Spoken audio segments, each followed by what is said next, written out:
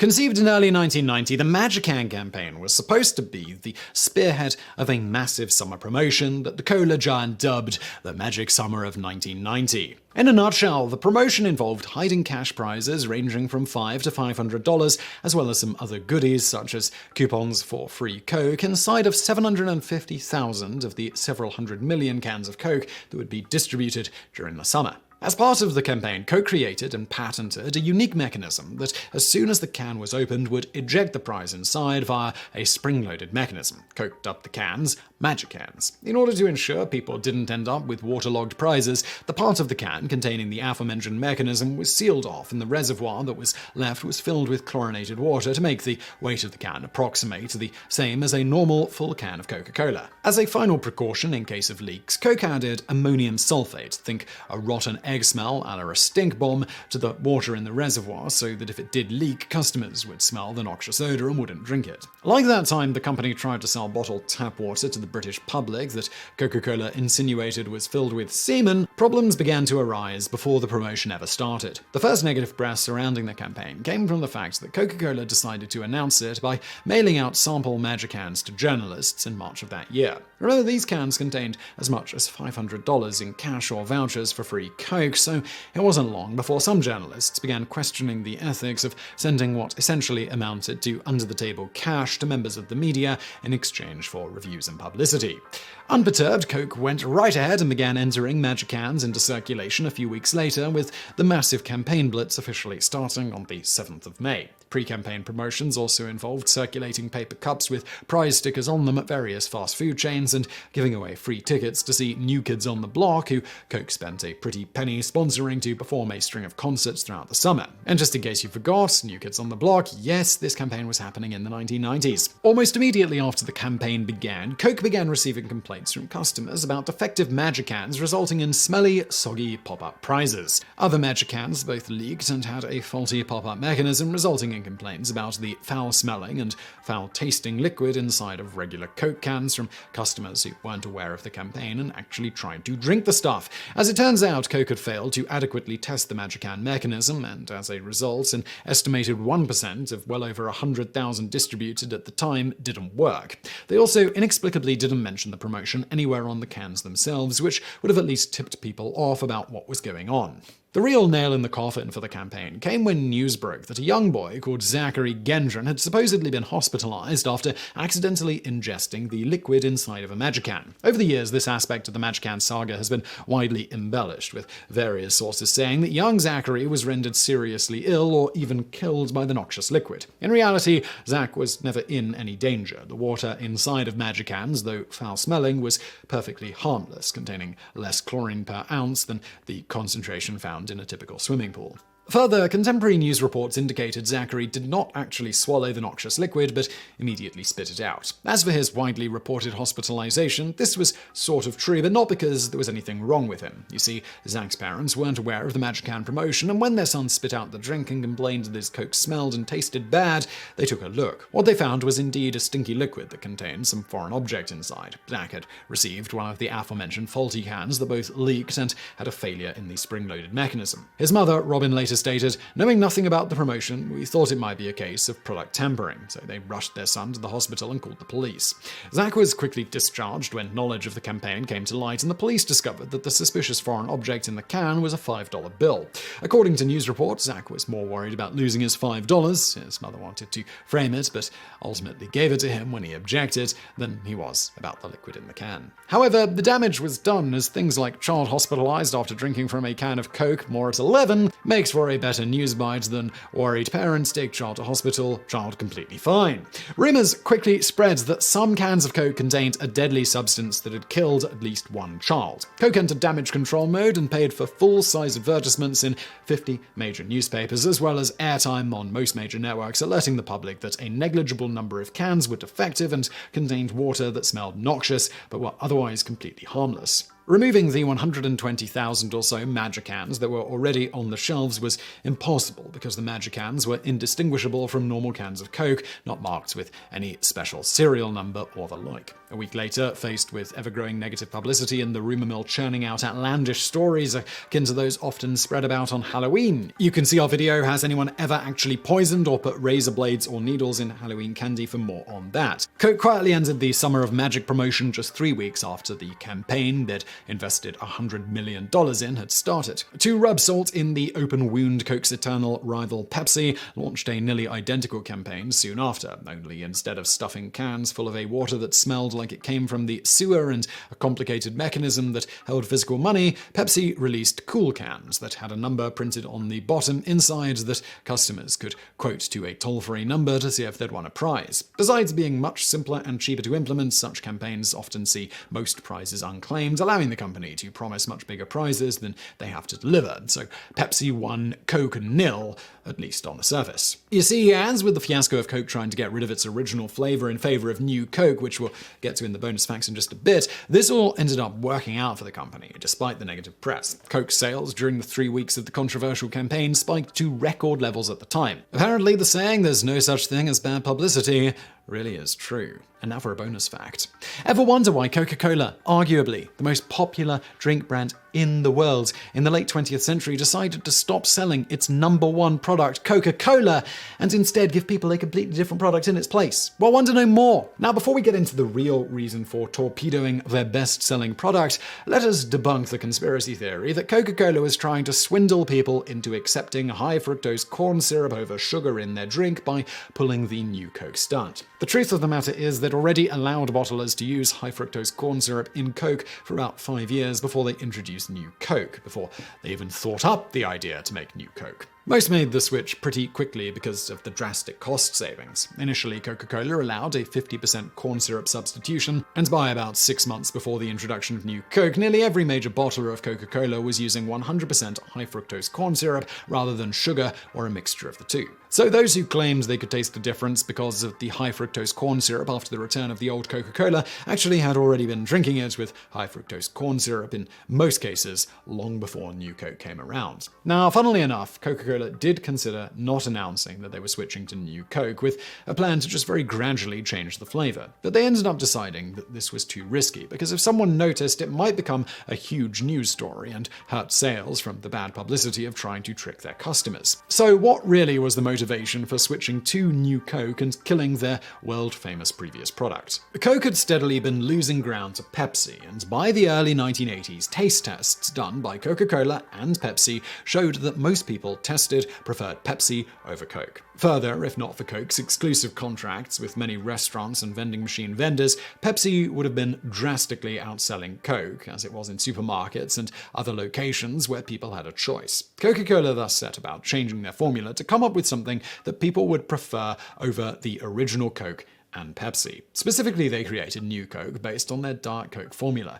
Diet Coke was extremely popular right from its debut, rocketing up to the third most popular cola after Pepsi and Coke within just a few years of its debut, even though it was a new flavor and not a drink flavor based on regular Coke, as the name seems to imply. Thus, as taste tests showed that more people preferred the taste of Diet Coke to regular Coke, they decided to primarily just take out the artificial sweeteners in Diet Coke and substitute it in high-fructose corn syrup. With a few more minor modifications, they succeeded in creating a new, apparently tasty drink. This wasn't a case of them not doing their due diligence on whether it was better than the original Coca-Cola. They knew full well how big of a thing it would be to abandon their old formulation. As such, they ran numerous tests which showed the vast majority of people preferred the new formulation over the old, and it also beat out Pepsi by a decent margin. What went wrong is still partially up for debate, but the heart of the issue is basically the nostalgia factor, and that they'd spent nearly a century marketing their product as something you can't live without, and then they took it away. People had apparently taken this message to heart. While the taste tests made new Coke look great, they never explicitly asked the question in any of their tests, would you care if we switched in this new formulation of Coke and got rid of the old? They didn't do this because they didn't want people to know they were developing a new formulation at all. They did ask a very similar question that subtly implies the previous question, and the results should have clued them into the dissent. They asked tasters who had liked it, would you buy this new flavor if it were Coca-Cola? While the majority said yes, about 10% said no and got angry about the subtle implication of getting rid of Coke. While this is a small percentage, the problem ahead was illustrated in that these 10% were very vocal about their dissent and had a tendency to try to convince other testers that they should switch their answer to no too, often successfully. This is exactly how it played out when New Coke was introduced as well. At first, sales were up a significant amount over the previous year, even more than Coca-Cola expected, and according to surveys run by Coca-Cola, most people preferred the new flavor over the old. Just as importantly, the majority of existing Coke drinkers continued to buy Coke at the same levels as they did before. Further, most of those few customers they lost weren't switching to Pepsi, they were simply just not drinking Coke anymore. Coca-Cola stock went up and things were looking really good. But then the vocal minority started kicking up their heels. Complaints trickled in, and the angered Coke fans started enlisting the aid of the media. Soon, this trickle developed into a flood. One man, Gay Mullins, even started the Old Cola Drinkers of America organization to lobby for the return of Old Coke, or at least to try and get Coca-Cola to license out the formula to someone else. The fact that in blind tests, Mullins himself picked New Coke over Old Coke didn't stop him from attempting to sue Coca-Cola over the switch either and continue his campaign. The dissenters started convincing others. Many who had never even tried New Coke decided they hated it before even tasting it, primarily because they were upset at the fact that the original Coke was no longer available. Finally, just 3 months after New Coke was introduced, the public outcry forced Coca-Cola to release the old formula under the name Coca-Cola Classic. So why did they get rid of Coca-Cola Classic in the first place,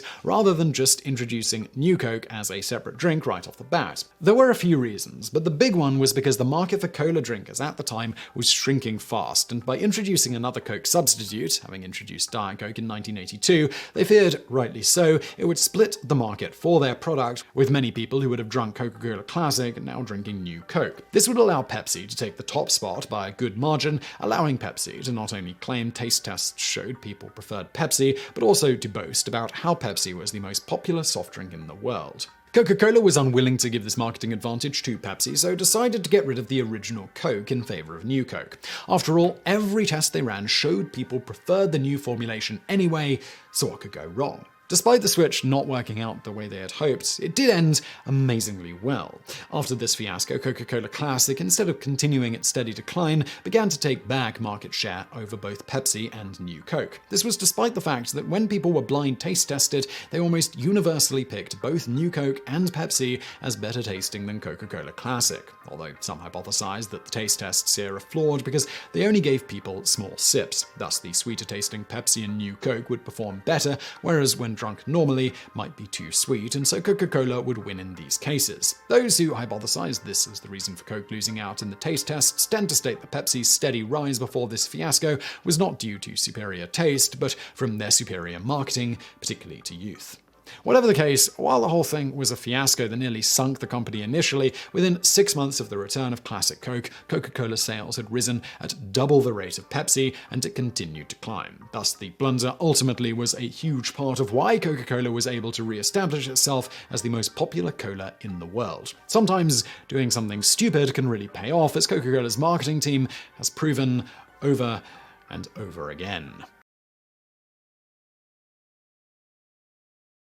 If Coca-Cola's own marketing is to be believed, few things are more satisfying than a cold drink on a hot day. Now, Coca-Cola made a number of serious missteps in the late 20th century, and this was one of them. For the others, you should definitely see our videos. That time Coca-Cola spent $100 million intentionally filling Coke cans with water that smelled like farts. That time Coca-Cola tried to sell bottled tap water in the UK and the hilarity that ensued. And that time Coca-Cola decided to stop making their best-selling product, Coca-Cola. Now, the company reportedly tried to take advantage of sweltering days, making their product more desirable by attempting to introduce vending machines that would charge more the hotter it was outside.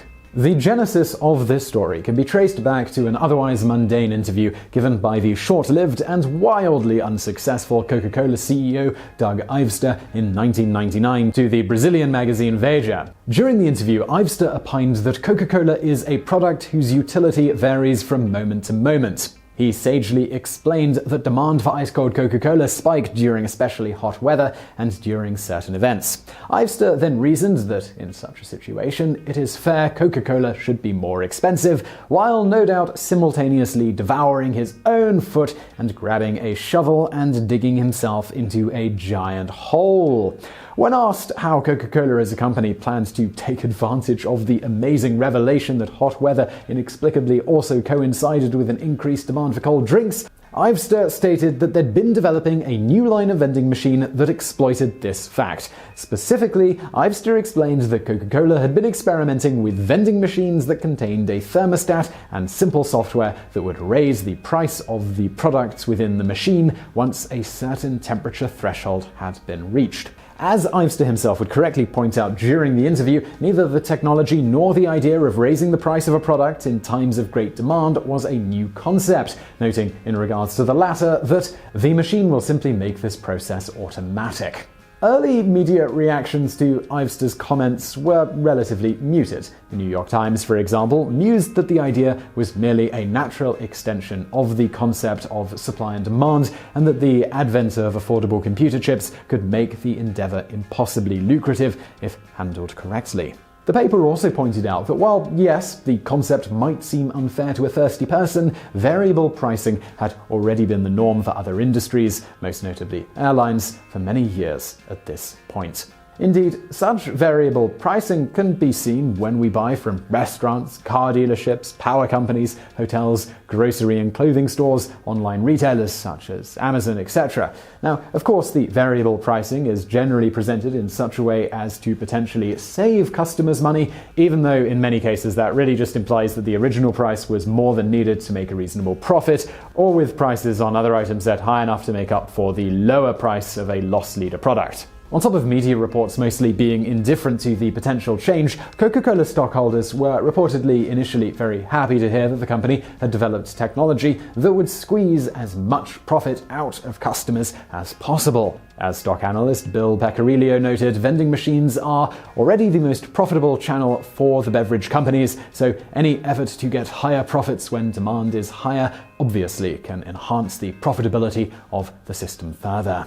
A company spokesman called Rob Raskin, later quizzed on the matter, seemed excited about the potential that the idea had. In fact, Baskins revealed that at the time the story broke, variable pricing in vending machines was something the Coca-Cola company had been looking at for more than a year. Additionally, although Baskins claims that Coca-Cola hadn't yet trialed the technology in the real world, it would appear that preliminary tests of vending machines that adjusted the price of their contents in relation to the overall temperature had been conducted in Japan by the company. It's unclear what the results of these tests were, but given that Coca-Cola seemed happy to charge ahead with the plan, it's safe to say that the results must have been promising. The problem was that while customers are generally happy to accept variable pricing with little complaint in many instances, even often with drinks at bars and the like, most companies who do this don't blatantly broadcast to the customers that the main purpose of the variable pricing is to squeeze every dime possible out of said consumers.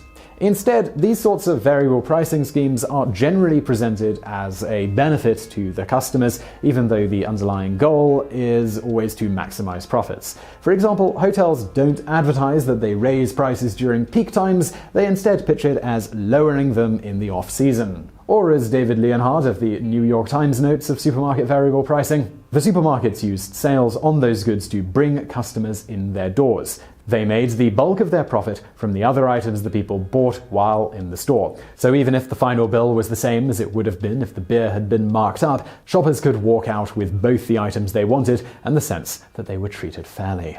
But with Coca-Cola's CEO being so unabashedly blatant that the purpose of the variable pricing was to maximize profits by milking the customers for all they were worth and not spinning it as a benefit to anyone but Coca-Cola stockholders, unsurprisingly, public outrage over the plan did not take long to manifest. Furious Coke drinkers complained to Coca-Cola in droves, and the media, always keen on a bit of outrage for its ability to get eyeballs watching and reading the news, decided to stoke the flames of the controversy by reaching out to Pepsi for comment. Naturally, while no doubt privately kicking themselves that they had not thought of it first, Pepsi publicly released many a scathing statement condemning Coca-Cola's avaricious attempts to nickel and dime their customers. For example, Pepsi spokesman Jeff Brown stated, "We believe that machines that raise prices in hot weather exploit consumers who live in warm climates. At Pepsi, we are focused on innovations that make it easier for consumers to buy a soft drink, not harder." Pepsi's sentiments were echoed by other competitors in the beverage industry, with one unnamed executive being quoted as scoffing, "What's next? A machine that x-rays people's pockets to find out how much change they have and raises the price accordingly?" Interestingly enough, in many industries, how wealthy a person appears or what the wealth demographics of an area are often make a difference on what price products or services are listed at. In the early 2000s, there were even rumors, though they denied it, that Amazon was using such demographic data to dynamically adjust prices for a given consumer. The real damage to Coca-Cola, though, that came from the bottlers the company so depended on. Also bear in mind that these people, they were also pretty upset with IVSTA over things like raising the price on the concentrate used for making the drinks, with one unnamed bottling executive graphically stating Coca-Cola was raping the bottlers. So why would they be unhappy about this particular snafu? Well, for that you need to look no further than the largest, and that would be CCE. After the media backlash from this and other foibles under IVSTA, they watched in horror as their stock price nosedived from $37 to $18 per share in only about 5 months. Rather unsurprisingly, Coca-Cola would very soon disavow their CEO's comments on these variably priced vending machines. The aforementioned Coca-Cola spokesman, Rob Baskin, with his PR cap no doubt spinning fast enough to create a tornado during the interview, now denied that the company had ever seriously planned to utilize the technology. That is despite the fact that he said Coca-Cola had been exploring these machines for the better part of a year and that the company had already trialed them in Japan and were very excited about the prospects in the United States. Baskin then decided to intelligently explain the variable pricing, now doing it the way pretty much every other industry who uses variable pricing does it. He noted that if Coca-Cola ever did decide to introduce variable pricing vending machines, the company would almost certainly use them to lower the price of its soda at off-peak times. No doubt quietly raising the normal price until the lowered price matched the original price, assuming the potential increase in sales wasn't enough to, at minimum, cover the loss from lowering the price. Well, in the end, the public were woefully unimpressed with Coca-Cola's sputtering explanation, and the company's stock price took a notable hit following the sustained negative coverage of their little scheme. Incidentally, IVSTA only lasted about 2 years as CEO before he decided to retire after a private meeting with Warren Buffett and Herbert Allen, two of the largest stockholders in the company. The rumor was that they politely told him to either step down as CEO voluntarily or they'd see to it that his removal happened anyway. Whatever was actually said, almost immediately after the meeting, he very suddenly announced his retirement. For his amazing work at Coca-Cola, he was awarded a retirement package of about $166 million, which is about $240 million today. During the never-ceasing rivalry between Coca-Cola and Pepsi, each company has made some spectacularly bad marketing decisions to try and one-up the other. From Coke's baffling decision to spend $100 million filling cans of their soda with water that smelled like farts, to Pepsi somehow accidentally promising customers who bought enough of their soda a Harrier jet. And don't even get us started on that time that Coca-Cola decided to stop making their best-selling product, Coca-Cola, because taste tests, even the ones they conducted, very concerningly showed people preferred Pepsi to Coke, and they thought for sure it was only a matter of time before Pepsi overtook Coca-Cola in popularity. It was this that caused them to come up with a new product to give the brand name to, and stopped making what had been for decades, and still was at the time, by far the world's best-selling soft drink. It's the classic slaughter your troops and burn your own castle down before your enemy gets the chance strategy. We really couldn't make this stuff up. And this all brings us to the subject of the day, and that's the time that Pepsi ran a promotion that resulted in 800,000 customers being promised $40,000 each. And for those who don't want to do the math here, that's a potential spend of about $32 billion, or adjusted for inflation, about $50 billion today. The origins of this particular corporate horror story can be traced back to the early 1990s, when PepsiCo was struggling to gain a foothold in the Philippines. Noted as being the 12th biggest market for soft drink consumption at that time, Coca-Cola controlled about 75% of the market, while Pepsi only had 17%. In an effort to push Coca-Cola off their throne, Pepsi enlisted the help of a Mexican marketing company called DG Consultores. Together, they workshopped what would eventually be known as the Number Fever campaign. Mechanically, the promotion was similar to other giveaways that Soda Giant had taken part in, revolving around the collection of bottle caps for various Pepsi products, including Pepsi itself, as well as Mountain Dew and 7-Up. On these caps was printed a seemingly random 3-digit number. Each day, Pepsi would announce one of these numbers on Filipino television, and a prize ranging from 100 pesos, about $4 then and $7 today, to 1,000,000 pesos, which was $40,000 then, or $71,000 today, would then be awarded to the holders of those numbers. To ensure that they didn't hand out too many prizes, an algorithm was used to ensure only a specific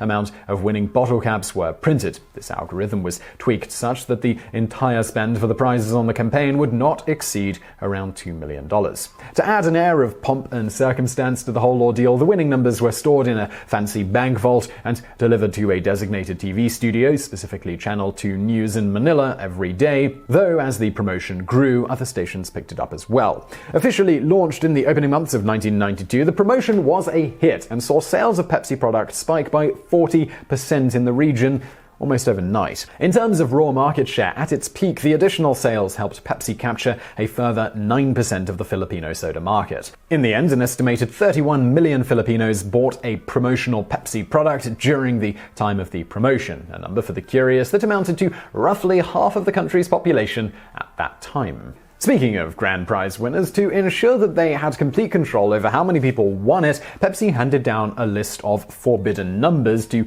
DG Consultores, who were handling the distribution side of the promotion. These were reserved exclusively for the grand prize that bottlers absolutely would not print on the inside of caps. Initially, the campaign ran without a hitch, and by May of that year, there had been 17 grand prize winners, while thousands more had won smaller prizes. This all changed, though, when on May the 25th, Channel 2 announced that the final grand prize would be awarded to anyone holding a bottle cap with the number 349 printed on it, a number that was on the list of forbidden numbers to be picked as a winner, importantly, because it was printed on about 800,000 bottle caps. Who exactly screwed up here isn't really known, though presumably internally someone missed out on the Employee of the Month award on this one. But whatever the case, as you can imagine, people holding bottle caps with the number 349 on them were very keen to claim their rather large prize, with tens of thousands of people turning up to Pepsi plants across the country demanding their money. And just for the curious here, that number is about half of the entire gross domestic product of the Philippines, which at the time stood at $52 billion. Unwilling to pay out the billions of dollars it would cost to honor each winning bottle cap, Pepsi instructed officials at the locations to simply turn people away and claim that the number 349 had been announced in error. Naturally, when it was announced that no prizes would be awarded for this number, this caused mass outrage and riots broke out at Pepsi locations across the Philippines. To appease the masses, Pepsi announced that they would offer anyone holding a 349 bottle cap 5,000 pesos, which was about $18 at the time, or $32,000 today, and they said this was a gesture of goodwill. How they settled on this number isn't clear, but it's noteworthy that this did tack on an additional spend of nearly $9 million for Pepsi, and closer to $17 million if all 800,000 or so caps were found. For some reason, people who'd initially been expecting a literal million-peso payday didn't respond well to this offer, and thousands of them filed suit against the company. One woman, Paciencia Salem, even vowed that when she died, to quote her, "My ghost will come to fight Pepsi." It's also noteworthy that her husband died of a heart attack during a Pepsi boycott march shortly before she said this in an interview. On that note, many chose to take out their frustrations on the company more directly, storming Pepsi offices and bottling plants, the latter of which were forced to employ armed guards and put up barbed wire fences to keep out angry customers. Naturally, Pepsi wasted no time removing non-essential employees from the country until things calmed down. Violence against tangible representations of the company followed, with Pepsi delivery trucks being a particularly easy target for the collective wrath of the Filipino people, with a few dozen of them being destroyed. Tragically, one truck was even attacked by a man with a grenade, which ended up bouncing off its target and killing a schoolteacher and 2 children, while severely wounding 6 more people. Rather than blame the man who threw the grenade, many in the masses blamed Pepsi for causing the whole fiasco in the first place. Calls for a boycott followed, and sales of Pepsi products nosedived across the country as the sustained negative coverage of their brand and the violence the promotion had caused dominated Filipino airwaves. However, once again proving that no matter how big of a screw-up you make, when it comes to soft drinks particularly, it doesn't seem to matter. Pepsi weathered the controversy completely, and sales recovered to former levels once the mobs disbanded and the news moved on to other stories. Further from the legal side of things, Pepsi got off mostly scot-free here as well, while they did have to fight thousands of lawsuits over the issue up until 2006. That year, a Philippines Supreme Court ruling definitively cleared them, and they didn't end up having to pay anything to any of those who brought suit against the company. Vending machines of some form or another have been around since at least the 1st century AD, with the first known of such being supposedly made by Hero of Alexandria, a Greek engineer who invented, among many other remarkable machines, one to automatically dispense holy water. Though it should be noted that many historians think it likely that at least some of Hero's machines were probably invented by others before and simply documented by Hero. Whatever the case on this one, as described in the Pneumatics of Hero of Alexandria, if into certain sacrificial vessels a coin of 5 drachms be thrown, when the coin is thrown through the mouth, it will fall upon the plate, and preponderating, it will turn the beam and raise the lid so that the water will flow. But if the coin falls off, the lid will descend and close the box so that the discharge ceases. Thus, in a nutshell, you deposit a coin of sufficient weight and it drops onto the plate. This causes the plate to tilt down, opening a valve, which in turn allows the holy water to flow. Soon the plate will tilt enough that the coin falls off, at which point a counterweight pulls up said plate. When it reaches its top position, the connected valve is shut. Of course, this machine had no mechanism for continuing to work properly if the holy water froze. Clearly, Hero was smart not to quit his day job as a teacher.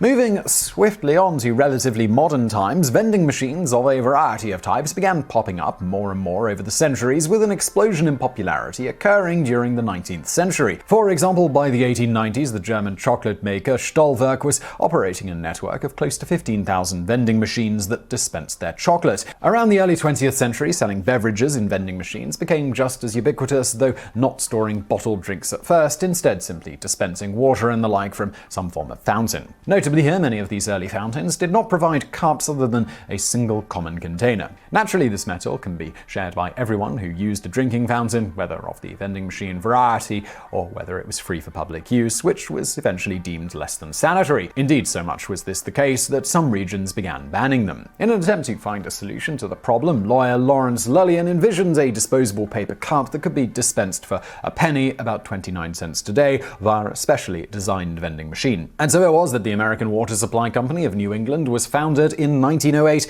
eventually becoming the more familiar-sounding Dixie Cup Company. Beyond just dispensing disposable cups, one design, the Lullian Cup and Water vendor, also contained a large jug with water, a large ice container to keep the water cold, and a garbage can to put the cups in after use. Much like Heroes and the other beverage drinking machines up to then, this one had no means of keeping the liquid from freezing either.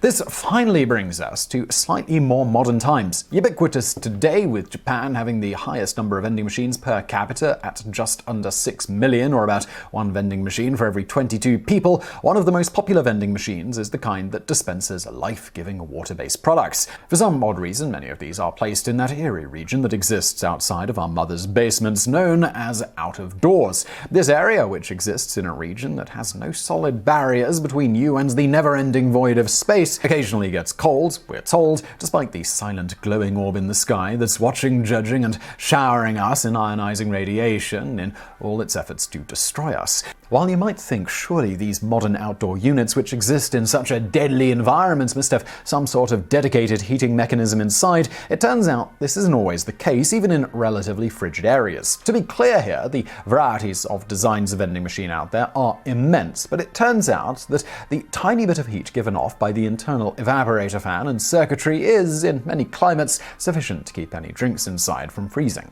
You see, in order to be as energy efficient as possible, bottled beverage machines are extremely well insulated and sealed. In fact, in some modern peak-shift vending machines, they primarily cool the internal beverages at night when electricity is cheapest, bringing the liquid as close to freezing as possible without turning their innards solid, and then just let the insulation do the rest during the daytime. Coca-Cola reports their machines using this design, on average, use only about 5% of the daytime energy usage as more typical machines. Beyond insulation, the sugary or diet drinks generally found inside have much lower freezing points than pure water. These two things combine to make it so that active heating is not really needed in many regions. As one vending machine stocker in Kansas, which for reference sees average lows in its coldest month of January at around 20 degrees Fahrenheit or minus 7 degrees Celsius, notes, "In 30 years, I've only seen one freezer. The evaporator fan motor will provide enough heat to keep it from freezing, provided everything else is sealed up good." That said, some regions get colder and require more than just passive heating. The most common mechanism for dedicated heating is simply wiring in an incandescent light bulb socket and screwing a 40 or 60 watt bulb in. This is then automatically switched on when temperatures drop below a certain level. As for the location of the bulb, it is usually placed near the top of the innards to ensure the drinks below, which are dispensed first in many designs, stay as cold as possible and away from the heat source. For those wishing for an alternate solution, some machine designs use heat pump systems capable of reversing and heating the inside. Beyond allowing these units to function well in even some of the coldest of populated regions, these systems are also among the most energy efficient at cooling as well. But to sum up, thanks to being well insulated and the lower freezing points of many of the liquids contained therein, the heat given off by the internal components in vending machines is usually sufficient to keep things from freezing. When not sufficient, a simple incandescent light bulb is relatively cheaply installed, and it solves the problem even in some of the coldest populated regions of our little planet-sized spaceship. And let's get into those bonus facts. Among the astounding number of other devices created by Hero includes essentially the ancient equivalent of a modern door chime, but instead of using a bell or things like that, Hero used a trumpet. The system was apparently installed on temple doors. In a nutshell, on this one, when the door was opened, it caused a vessel to descend into water in a container, thereby creating a bit of water pressure, which in turn forced air through a trumpet, causing it to sing the song of its people. When the door was closed, it draws the vessel back up as well as air back into the trumpet, ready to blow again when the next person opens the door. And I'm definitely sure this never annoyed any meditating priests. And now for another bonus fact. Many modern network-controlled Coca-Cola vending machines are able to be enabled for dispensing their contents for free at the push of a remote button. Coca-Cola occasionally uses this feature in times of emergency as a form of disaster relief, notably using them this way during the 2011 Tohoku earthquake and tsunami. Some designs of these machines even include things like solar power and batteries or generators to continue functioning for a time in case of a power outage. As you might imagine, given their added cost, most of these so-called disaster relief vending machines are only installed in places like hospitals, schools, and a variety of such places where people tend to congregate during extreme disasters. So, downside tsunami, upside free drinks. And now for another bonus fact. Speaking of incandescent light bulbs being decent little heat sources, using about 95% of the power they consume for heat rather than light, one company in Germany attempted to use this fact to get around certain government regulations. You see, given newer, more efficient options became commercially available for lighting, such as CFL and LED lights, governments began instituting regulations, first limiting and ultimately banning the sale of incandescent light bulbs in various regions. For example, in the United States, the phase-out began in 2012, while in the European Union it began in 2009. In order to get around the rules and regulations, a couple of entrepreneurs began marketing old-fashioned light bulbs as useful and convenient alternative heat sources, which they dubbed the heat ball. The brainchild of German engineers Siegfried Rothauser and Rudolf Hannert, the heat ball was sold across Europe, and its marketing touted its convenience since the heat ball would, to quote, fit in any conventional socket that was made for light bulbs. At the cost of just €1.69, that's $1.86 per bulb, the heat ball sold like hotcakes. When the first lot of 4,000 was made available in April of 2010, it sold out in just 3 days. There was also a back order of 40,000 units. As you might imagine, EU officials soon stepped in, seizing a second shipment at the airport in Cologne, France in November of 2010. At the subsequent administrative hearing in Aachen, Germany, challenging the seizure, Rothauser and Hannert appeared with a mobile heating device that primarily comprised of a ribbon metal plate and a battery connected by 100 wires to a 100-watt light bulb that heated the metal. The administrative judges remained unconvinced of the bulb's efficacy as an alternative heat source, and they banned the further sale of the newfangled heat balls. 1945 was a good year for Georgy Zhukov. In May of that year, the Soviet general led the First Byelorussian Front to victory in the climactic Battle of Berlin, bringing the Second World War in Europe to a close. In recognition of his service, Zhukov was promoted to Field Marshal, personally accepted the Nazi government's instruments of surrender, and was made commander of the Soviet zone of occupation in Germany. Yet, despite being the most decorated and celebrated officer in the Soviet Union, Zhukov had reasons to be nervous, for he had an embarrassing secret he dared not reveal to his superiors. You see, Zhukov had a coke problem, but not cocaine, Coca-Cola. The moment Zhukov first tried the drink with a group of American officers, he was hooked. But there was a small problem. In the Soviet Union, Coca-Cola was seen as a symbol of the capitalist West, and it was banned from importation. So, in order to keep feeding his fizzy drink habit, Zhukov had to get creative. Zhukov approached American General Mark Clark and asked whether it was possible to make Coca-Cola transparent so it looked more like vodka.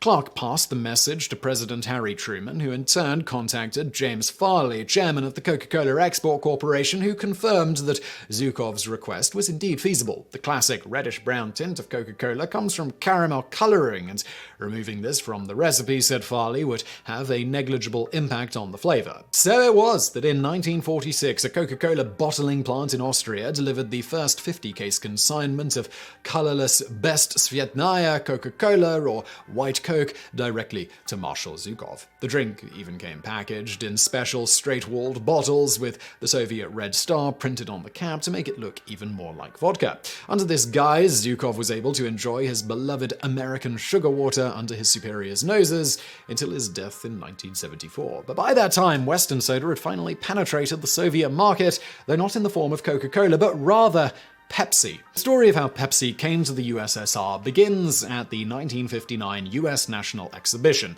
a display of American arts, culture, and industry held in Moscow's Sokolniki Park. On July the 24th, US Vice President Richard Nixon and Soviet Premier Nikita Khrushchev toured the exhibition together. Among the most memorable events of that day occurred when Nixon and Khrushchev stopped by a display of a modern American kitchen and began debating the relative merits of American versus Soviet industrial production. The so-called kitchen debate became a seminal cultural event in the Cold War and significantly boosted Nixon's political career. The second memorable event occurred when Nixon and Khrushchev passed the Pepsi display and the premier was handed a glass of soda to try. Though Khrushchev initially noted that the drink smelled like shoe polish, he was apparently so taken by the flavor that he drank 6 full glasses. Photos of Khrushchev drinking Pepsi appeared in US newspapers the next day and were soon featured in a number of Pepsi advertisements, along with the slogan, "Khrushchev wants to be sociable, have a Pepsi." But far from being a spontaneous event, Khrushchev's encounter with Pepsi had been planned from the start.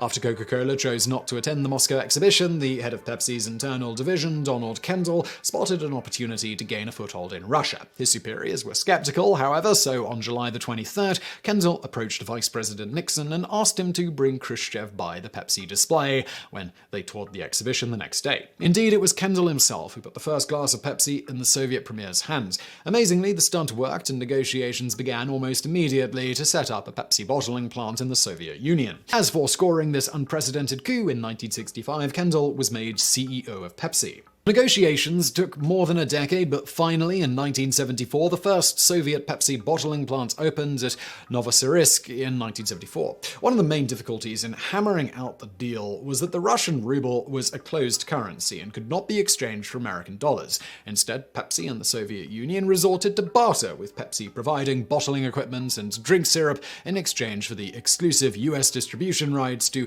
Stolichnaya vodka. As a result of this arrangement, Pepsi became the first Western product to be marketed and sold in the Soviet Union, and by 1978, Soviet bottling plants were producing 216 million bottles, and Russian citizens consuming over 1 billion servings per year. In 1988, Pepsi also became the first Western company to advertise on Soviet TV, running a series of ads featuring Michael Jackson. This arrangement, however, began to fall apart when, in 1979, the Soviet Union invaded Afghanistan, and the US government imposed a boycott on Stolichnaya. higher. In desperation, in 1989, the Soviets agreed to pay Pepsi in warships, providing a motley collection of 17-odd submarines, frigates, cruisers, and battleships to be sold for scrap. This deal temporarily gave Pepsi the 6th largest navy in the world and led Donald Kendall to quip to Brent Scowcroft, President George H.W. Bush's national security advisor, "We're disarming the Soviet Union faster than you are." Pepsi's unexpected breakthrough into the Soviet Union took their longtime rival Coca-Cola by surprise, and it wasn't long before Coke began vying for a share of that market. In 1979, Coca-Cola CEO J. Paul Austin leveraged his friendship with then US President Jimmy Carter to gain an audience with Soviet leaders and negotiate the importation of Coke into the Soviet Union. Negotiations hit a snag when the US government officially boycotted the 1980 Moscow Olympic Games, an event Coca-Cola had sponsored for decades. However, Austin argued that as a multinational corporation, Coca-Cola was above politics and continued to sponsor the games regardless, in the process introducing the Soviet people to his own brand of fizzy freedom water. But due to its head start, Pepsi continued to be the most popular soda in Russia until the collapse of the Soviet Union in 1991. The late 80s and early 90s also saw the return of Marshall Zhukov's clear soda, though this incarnation would be far more short-lived than the original. Riding the contemporary clear craze that associated clear products with purity and health, in 1992, Pepsi introduced Crystal Pepsi, which, like Best Tsvetnaya Coca-Cola, was simply a regular Pepsi with the caramel coloring removed. The product proved popular, earning Pepsi around $474 million in its first year of sales. But once again, Coca-Cola was watching and scheming. Sergio Zyman, Coca-Cola's chief marketing officer, hatched a scheme to kill Crystal Pepsi before it could gain a permanent foothold. So how did they do it? Well, that was thanks to the successful launch of Diet Coke. Coca-Cola had a diet drink on their hands that had faded more or less into obscurity. Tab. Significant to Coca-Cola's plans here was the fact that diet drinks in general at this time were not terribly popular and were otherwise generally considered something that only women drank. In fact, this association was so strong that Tab cans themselves were made pink and advertisements eventually solely targeted women, with such statements as, "Be a shape he won't forget. Tab can help you stay on his mind." This negative association with diet drinks among half the population and a brand that Coca-Cola didn't really care about got the wheels turning among executives at Coca-Cola, with the result being a rather ingenious idea to hurt sales of upstart Crystal Pepsi. Launched as a direct competitor to Crystal Pepsi in December of 1993, Tab Clear was later described by former Pepsi executive and at the time head of marketing for Coca-Cola Sergio Zyman as a product the company intentionally sent to die almost purely to spite Pepsi. In a nutshell, this was the exact same drink as Tab sans caramel coloring. The company also removed the caffeine from the product, another move that wasn't terribly popular with consumers. They then very prominently featured the fact that the product was caffeine and sugar-free right on the can. Naturally, both being clear colas, most stores stocked Crystal Pepsi and Tab Clear very close to one another. This all combined had Coca-Cola executives hoping consumers would similarly assume that Crystal Pepsi was a diet drink and caffeine-free. If accepted by the public, those two factors would virtually guarantee that Crystal Pepsi would never be a mainstream drink, no matter how hard Pepsi tried to make it a thing. In the end, Zyman called the launch of Tab Clear a suicidal mission from day one, and in an interview for the book Killing Giants, 10 Strategies to Topple the Goliath in Your Industry, gleefully noted, within 3 or 5 months, Tab Clear was dead, and so was Crystal Pepsi. While Crystal Pepsi was temporarily re-released a handful of times in the late 2010s, it seems that the only person to ever enjoy the refreshing taste of clear cola long-term was Marshall Georgy Zhukov. As literally one of the biggest companies on earth, Coca-Cola has their giant fingers in a lot of equally giant pies. One of those fingers happens to be dipped in the extremely lucrative bottled water market. The product we're talking about today is Dasani, which currently earns Coca-Cola just shy of $1 billion per year in the United States, despite being a drink that is nothing but filtered tap water with sodium chloride, table salt, potassium chloride, and magnesium sulfate Epsom salt added. While Dasani sells exceptionally well in America, when the soda giant tried to market it in the UK, they not only insinuated in their official slogan that it was full of semen, but also accidentally introduced illegal amounts of potential cancer-causing substances during the filtration process. The result was disastrous for the company, likely costing them several $100 million in the UK alone since then, and putting a full stop on their previous plans to expand the brands to places like Germany and France. This particular tale of corporate hubris began back in 2003 when Coca-Cola decided to try and capitalize on the rising British demand for bottled water by launching their budget line of bottled water, Dasani, in the UK. Given UK citizens' apparent preference towards so-called high-end bottled waters, with about 91% of all bottled water in the UK being naturally sourced versus about 75% in the United States, Coca-Cola chose not to advertise the fact that, much like in the United States, Dasani is simply filtered tap water, in this case quietly sourced from a plant in Sidcup in Kent. At the time, a half litre of water from said plant was selling for about 0.03p. For reference, Dasani was put on the shelves at a price of about 95p per half litre bottle, a hefty markup even considering bottling and transportation costs as well as retail markup. Unsurprisingly, after a 2004 article in The Grocer casually mentioned the tap water source of Dasani water, the wider media was soon whipped up into a frenzy. Among other things, Coca-Cola's audacity in the situation was humorously compared to the plot of an episode of the popular British sitcom Only Fools and Horses, in which the main characters attempt to bottle and then sell tap water from Peckham for an exorbitant markup via marketing it as Peckham Spring. It should be noted here that Sidcup, where Dasani water in the UK was sourced, is only about 10 kilometres from Peckham. Things continued to go wrong for Coke when they launched their online marketing campaign and began to advertise Dasani as full of spunk.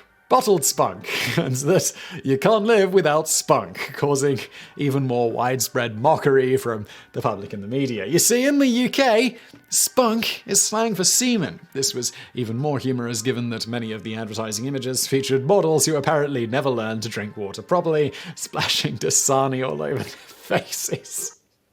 You couldn't make this up. Coca-Cola also insisted in their marketing that this particular spunk was something you can enjoy at home, at the gym, at work, and in between, and that it is vitally refreshing and abundantly available, and is a way of everyday life. Oh my god, I actually got a tear. Jesus Christ. After cleaning up their online marketing campaign, Coca-Cola attempted to justify the fact that they were selling dramatically marked up water to the public. After cleaning up their online marketing campaign, Coca-Cola attempted to justify the fact that they were selling drastically marked up public water to the public by releasing a PR statement espousing the purity of Dasani, using buzzwords like multi-barrier filtration and reverse osmosis, adding that the water went through a technique perfected by NASA to purify fluids on spacecraft. By fluids, they mean things like urine, which doesn't sound very good if explicitly mentioned in an ad campaign. Of course, a much less sexy way to describe their filtration process is to simply say that it's essentially the same filtration system that many home water filters use. In making these various claims, Coca-Cola inadvertently offended the supplier of their water, Thames Water, who felt that the statements made by the company made it sound like Thames Water's tap water wasn't already purified and safe to drink, with the water company noting they subjected their water to a 9-stage filtration process. Besides noting that the water was already purified, a spokesman from Water UK, the company representing the various water companies in the UK, also pointed out the real benefit of such bottled water, which few, if any, bottled water companies bother to mention in their marketing for obvious reasons. We don't think there are impurities in tap water. People don't need to buy this stuff to get excellent quality water. If they like the bottle, the convenience, then fine, but I don't think that is the way they are marketing this product. Tap water is pure, and that's the opinion of the Drinking Water Inspectorate, which carries out 3 million checks a year. A Coca-Cola representative, Judith Snyder, shot back saying that the source of the water was irrelevant, once again citing their purification process that they insisted made the water taste better. The media again pounced on this claim, eventually finding that in blind taste tests, members of the public couldn't distinguish between Dasani and tap water from Thames water when served at the same temperatures and in the same type of cups. Despite this, Coca-Cola once again doubled down on marketing their purification process, hoping that it would sway the public back to their side. Unfortunately, the process they used to filter the water actually left it filled with about double the legal amount about 10 micrograms per litre of potential cancer-causing compound bromate. Shortly after illegal levels of bromate were found in Dasani, a spokeswoman for the Drinking Water Inspectorate released a statement noting that Thames Water Supply, the place Dasani was sourced from, contained no bromate whatsoever. So, where did it come from? It was eventually determined that during the final stage of the purification process used to produce Dasani, when ozone is used to sterilize the water, the small amount of naturally occurring bromide, an essential trace element for humans, contained within the tap water, reacted with the ozone to produce the suspected carcinogen bromate. The result was that Coke recalled over 500,000 bottles of Dasani, and the Food Standards Agency advised people who had already purchased Dasani not to drink it, though also noting the levels of bromate in Dasani, while well above the legal limit, did not pose any immediate health risk. As you can imagine, after the combined news broke that Coca-Cola was taking ordinary tap water, accidentally adding a potential cancer-causing substance, and then trying to sell it for a 316,600% markup over the cost of the water itself, the PR nightmare reached its zenith in the region, and they withdrew Dasani from the UK, as well as cancelling planned launches of Dasani in certain other regions in Europe. Beyond the millions of pounds of money lost directly in the launch attempt, £7 million in marketing alone, or about £10 million or $15 million today, the full size of the financial hit Coca-Cola ultimately took because of this failure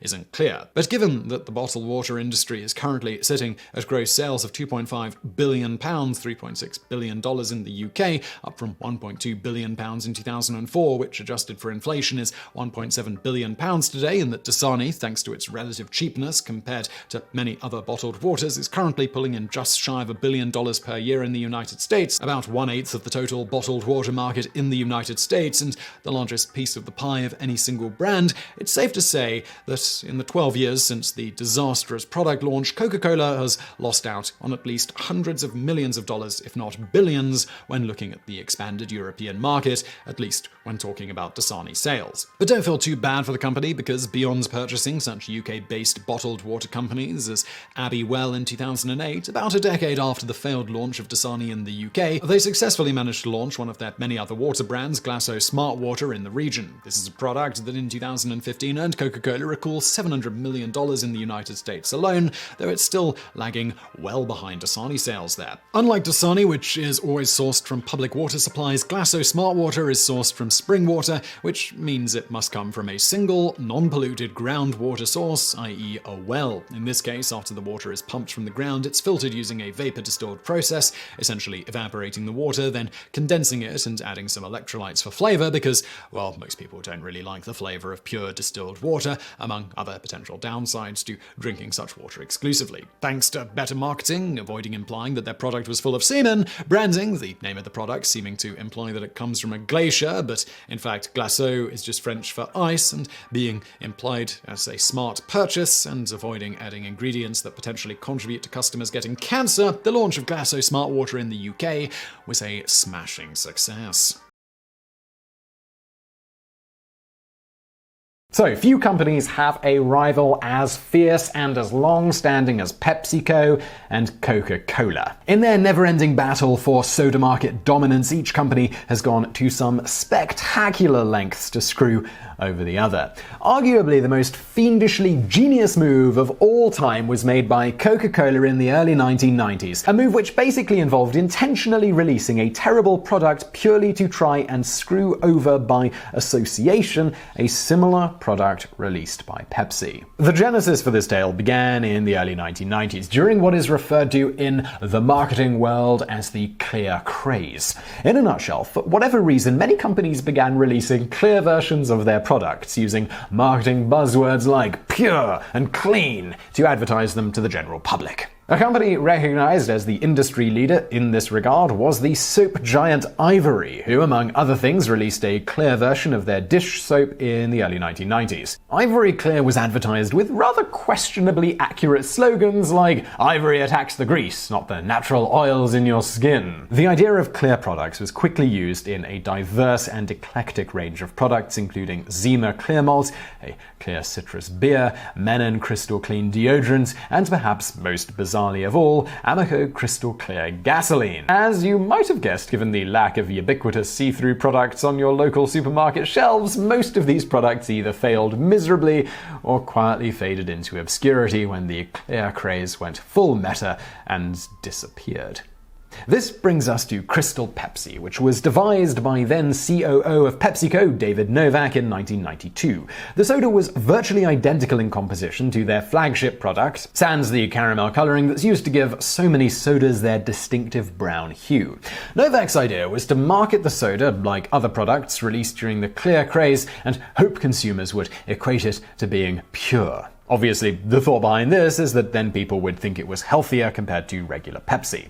Of course, as sodas are wont to be, Crystal Pepsi was still absolutely terrible for you. For example, a 20-ounce bottle of Crystal Pepsi still contained around 69 grams of sugar, or about 16 teaspoons worth, which is the same amount that you find in normal Pepsi. Taste-wise, Crystal Pepsi is extremely similar to regular Pepsi, however, fans of the product claimed that they could still tell the difference. Nevertheless, the slight taste difference was brought up during the product's design phase, with one bottler at a Pepsi plant telling Novak, "David, it's a great idea and we think we can make it great, but it needs to taste more like Pepsi. If you call it Pepsi, people will expect it to taste like Pepsi." Novak decided to ignore these concerns and presumably also ignored the fact that by saying Crystal Pepsi was better because it wasn't brown, they were literally advertising that all their brown drinks weren't good for you. Despite all of this, Crystal Pepsi, it was rushed into production. Initially, it seemed that Novak's gut feeling was correct, and trials in cities like Denver and Dallas in early 1992 garnered positive feedback from customers. Encouraged by this, PepsiCo eventually rolled out the product nationwide in 1993. In their initial advertising blitz for Crystal Pepsi, Pepsi paid millions for a minute-long Super Bowl ad to celebrate its launch. The ad, which can be viewed in all its glory on YouTube, touts Crystal Pepsi as the drink for right now and is full of pseudo-intellectual quotes like, "Right now nature's inventing better stuff than science," and "Right now only wildlife needs preservatives." Also, because subtlety apparently died in the early 1990s, the entire ad is set in time to the Van Halen song Right Now. They followed this up by spending a total of around $40 million, that's about $70 million in today's dollars, pushing the product in broader advertising. Initial response was very positive, including Crystal Pepsi quickly capturing almost 1% of the soda market. Just as a reference point, this is good for sales of almost $500 million, or close to $1 billion today if you adjust for inflation. Nevertheless, in just over a year, the product was dead. The last batch in the initial run was shipped in early 1994. It should be noted that since this time, Pepsi has periodically re-released the product for limited runs as something of a marketing stunt, most recently having done so in August of 2018.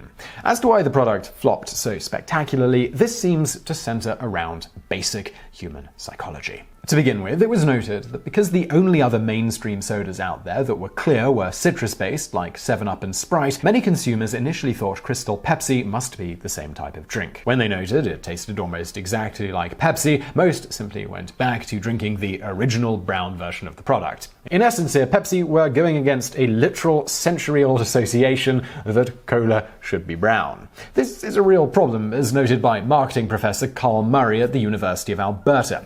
In his study, The Role of Arousal in Congruity-Based Product Evaluation, it was demonstrated that when people are presented with products that are otherwise exactly as expected, except just changing one very apparent thing, like the color, they actually show genuine psychological signs of anxiety. Thus, things like a drink that tastes exactly as people expect brown cola to taste but is clear literally makes people's pulses rise and their perspiration increase. Nevertheless, as noted thanks to a rather massive marketing push, when Crystal Pepsi was falling short of Pepsi's hope that it would be $1 billion brand, needing to capture at least 2% of the market to achieve that figure in 1990s dollars, it was still doing reasonably well out of the gate. And this is where a little more psychology and PepsiCo's chief rival, Coca-Cola, enter the picture. Thanks to the launch of Diet Coke, Coca-Cola had a diet drink on their hands that had more or less faded into obscurity. That would be Tab. Significant to Coca-Cola's plans here was the fact that diet drinks in general at this time were not terribly popular and were otherwise generally considered something that only women drank. In fact, this association was so strong that Tab cans themselves were made pink and advertisements eventually solely targeted women, with such statements as, "Be a shape he won't forget. Tab can help you stay on his mind." This negative association with diet drinks among half the population and brands that Coca-Cola didn't really care about got the wheels turning among executives at Coca-Cola, with the result being a rather ingenious idea that would hurt sales of the upstart Crystal Pepsi. Launched as a direct competitor to Crystal Pepsi in December of 1993, Tab Clear was later described by former Pepsi executive and at the time head of marketing for Coca-Cola, Sergio Zyman, as a product the company intentionally sent to die, almost purely to spite Pepsi. In a nutshell, this was just the exact same drink as Tab, sans caramel coloring. The company also removed the caffeine from the product, another move that wasn't terribly popular with consumers. Then they very prominently featured the fact that the product was caffeine and sugar-free right there on the can. Naturally, both being clear colas, most stores stocked Crystal Pepsi and Tab Clear very close to one another. All of this combined had Coca-Cola's executives hoping that consumers would similarly assume that Crystal Pepsi was a diet drink and also caffeine-free. If accepted by the public, these two factors would virtually guarantee that Crystal Pepsi would never be a mainstream drink, no matter how hard Pepsi tried to make it a thing. In the end, Zyman called the launch of Tab Clear a suicidal mission from day one, and in an interview for the book Killing Giants, 10 Strategies to Topple the Goliath in Your Industry, he gleefully noted, "Within 3 or 5 months, Tab Clear was dead, and so was Crystal Pepsi." And now for a bonus fact. Zima, the clear alternative to beer, was made via filtering otherwise normally brewed beer through charcoal and then adding some citrus flavoring. Unfortunately for Coors, the makers of Zima, consumers very quickly began to see the drink as effeminate, with it achieving only a niche market, particularly popular among college-aged women. To get around this, Coors launched a series of ads featuring men doing manly things while drinking Zima, but it didn't work. Otherwise beer-guzzling men treated Zima like a product that was made purely out of estrogen. Later, they managed to salvage the product slightly by pushing it as essentially an alcohol version of Sprite or 7-Up, but it was still only ever a niche product. A notion that will come as a surprise to just about no one is that most people think soda and other carbonated drinks taste significantly better when they still contain a lot of fizz as opposed to when they are flat. It turns out that, contrary to popular belief, this phenomenon has nothing to do with bubbles popping on your tongue or anything like that. In fact, when people drink carbonated beverages in a highly pressurized environment where no bubbles can form, they report no real difference in flavor of the drink. So, why do many fizzy drinks taste better than their flat equivalents? Well, it's simply because the carbonic acid H2CO3 created via adding carbon dioxide CO2 to the drink, which obviously in turn contains H2O, actually has a tangible taste that your tongue can detect and which accents the flavor of the beverage. Thus, as these beverages are designed to taste good in their carbonated form, removing the flavor imparted by the CO2 is usually going to negatively impact the taste. Of course, this doesn't inherently mean a worse overall flavor for any liquid that is not carbonated versus the same drink that is. But because many carbonated beverages, like popular sodas, tend to have a lot of sugar or equivalent artificial sweetener, when the CO2 is removed, the extreme sweet flavor ends up standing out quite a bit more, usually more than most people enjoy. The net result of all of this is many people not enjoying the taste of flat sodas. On a similar note, in order to narrow down the mechanisms behind the taste derived from carbonating beverages, researchers use mice that have been genetically modified to not be able to taste variously sweet, umami, salty, bitter, and sour. What they found was that those mice that could not taste sour did not react to carbonation, while all the others did. Examining why CO2 triggers sour-tasting receptors, the researchers hypothesized, correctly as it turns out,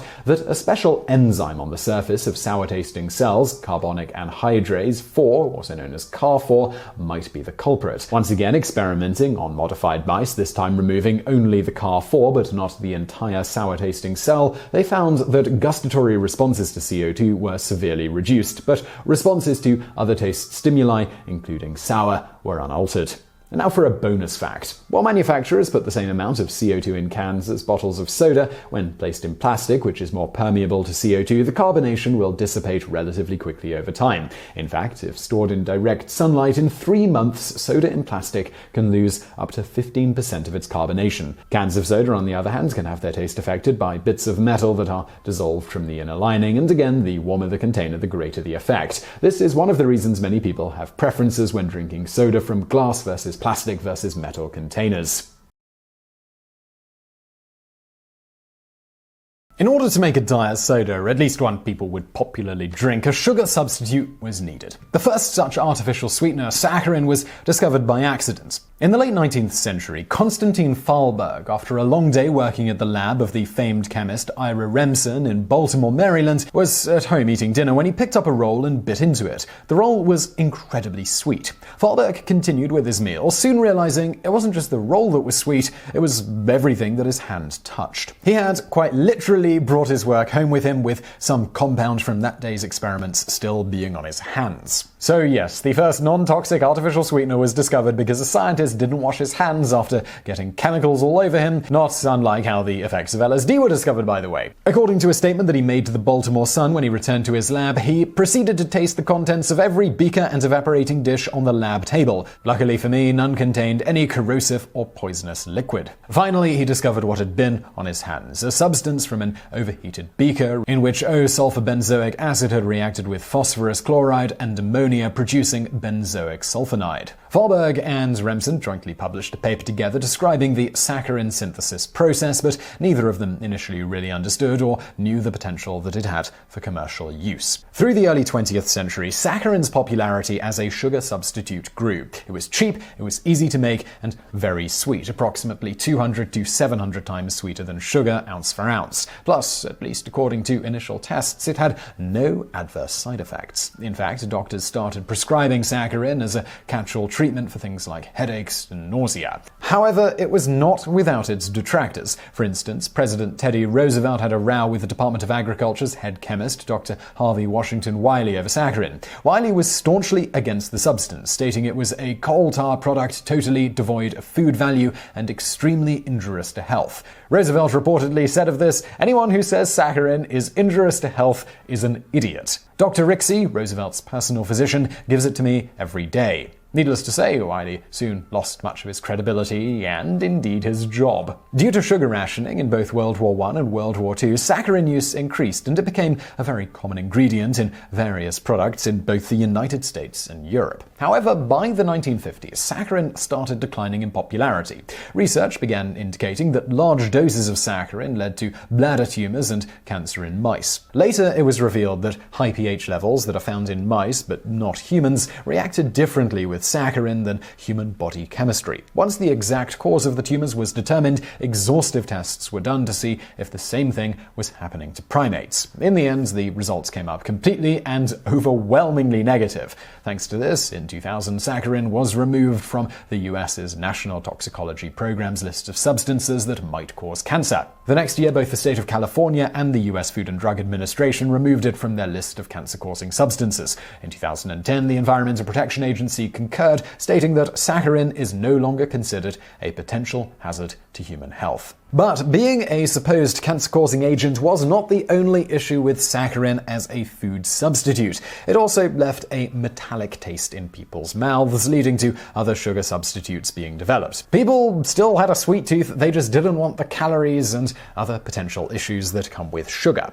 This all brings us to the first diet soda, called No-Cal. In 1904, Hyman Kirch opened his first soda store in Williamsburg in Brooklyn. An immigrant from Crimea, Kirch thought his primarily Jewish neighborhood would be delighted with the fruit-flavored seltzer that he used to make while still in the old country. He was right, and Kirch Beverages Incorporated was born. Incidentally, Kirch is Jewish, and it loosely translates to juices of black Morello cherries, so naturally their signature flavor was black cherry. This regional soda sold well enough to provide Kirch and his family a small fortune. He became a prominent member of his community, and nearly 50 years later, he helped found the Jewish Sanitarium for Chronic Disease, which was located in Brooklyn, New York. It's indeed still there today, although now it's known as the Kingsbrook Jewish Medical Center.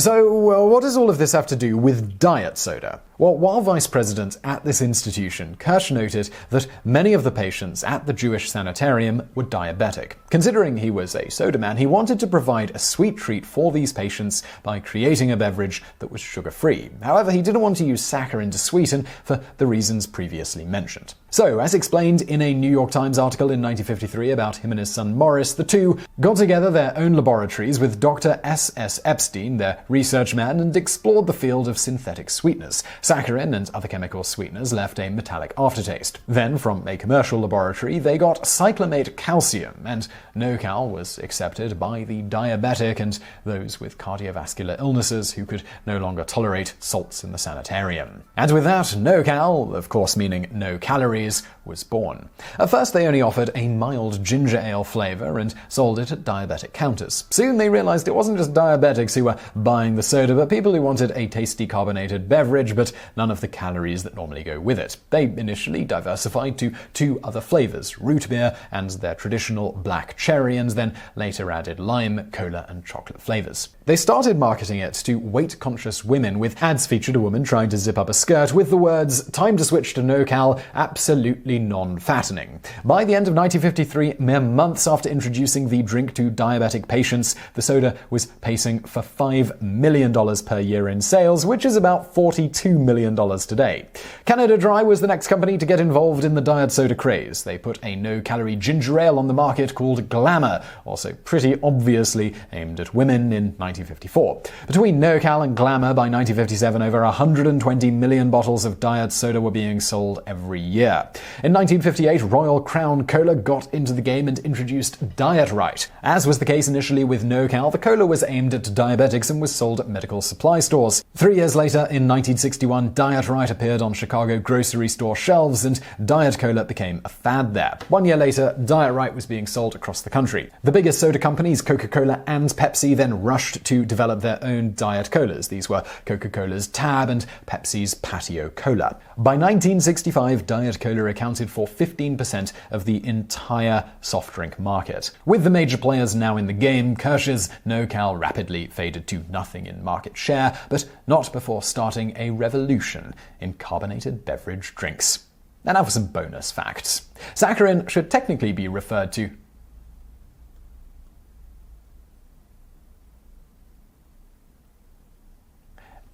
Saccharin should technically be referred to as anhydroorthosulfide. Saccharin should technically be referred to as this. Understandably, Fahlberg chose a different name for obvious reasons. The name saccharin is derived from the word saccharine, meaning of or resembling sugar. This ultimately derived from the Latin saccharon, meaning sugar, which itself ultimately derived from the Sanskrit sarkara, meaning gravel or grit. And now for another bonus fact. The artificial sweetener in no-cal was also discovered by accident. This time it was Michael Sveder of the University of Illinois who, under normal circumstances, might have done better to be careful about what he was ingesting. Sveder claims that he was smoking while working on synthesizing anti-fever medicine when he set his cigarette down for a moment. In the process, the cigarette came into contact with a substance on his lab bench. When he put the cigarette back in his mouth, it tasted extremely sweet. After doing a little investigation, he discovered that the substance was cyclamate, aka sodium cyclamate. Mentos and Diet Coke. If you've ever wondered why Mentos and Diet Coke react so strongly to one another, well, wonder no more.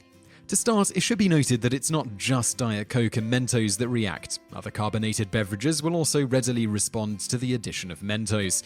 What's going on here is that Mentos has thousands of small pores on its surface, disrupting the polar attractions between the water molecules, creating thousands of ideal nucleation sites for the gas molecules in the drink to congregate.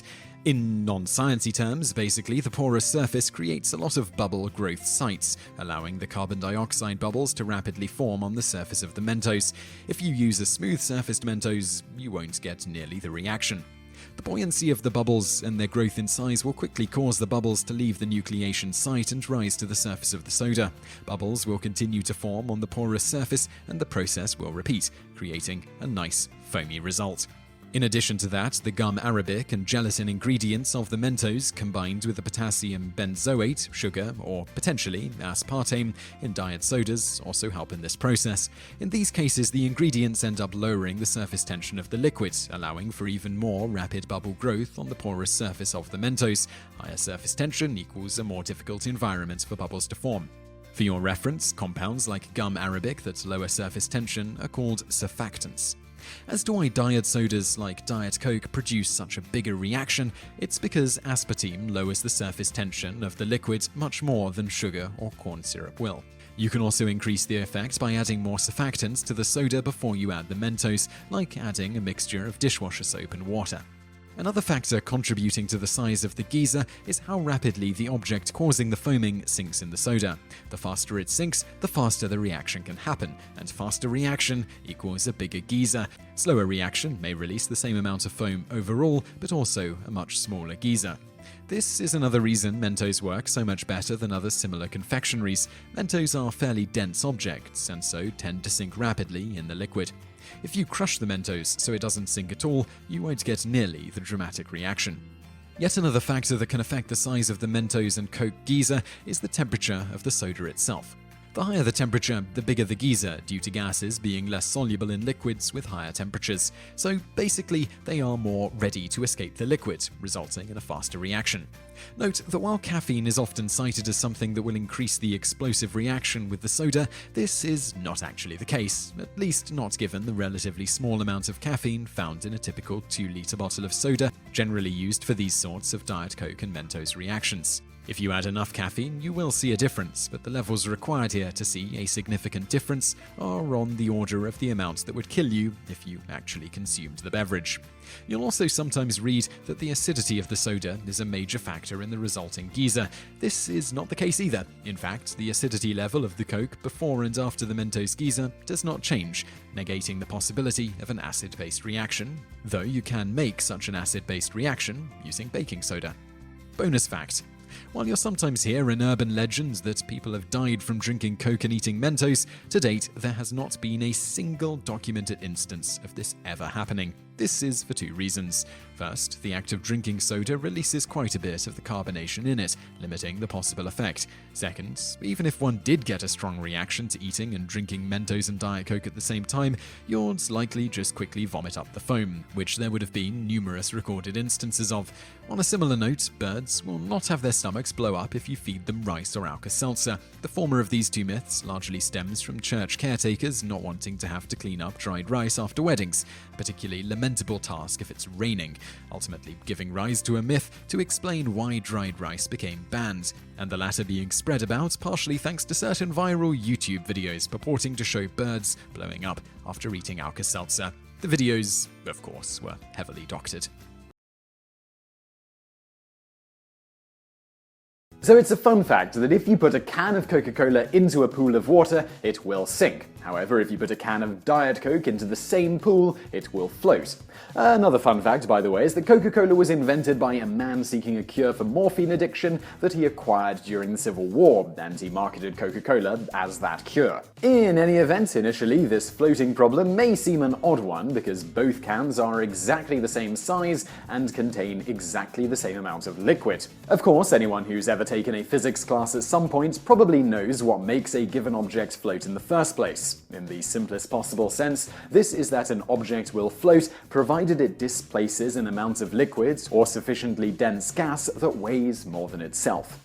As you may recall, one of the earliest known scientific uses of density was by the ancient Greek mathematician and all-round nerd Archimedes, when the king of Syracuse supposedly asked him to determine whether or not his crown was made from the same bar of pure gold he'd originally given his jeweler. The king suspected that the jeweler had pocketed some of the gold he had been given, replacing it with silver, but he couldn't prove it without melting down the crown and physically comparing it to another block of gold the same size as the the original, which wasn't an option the king was going to consider.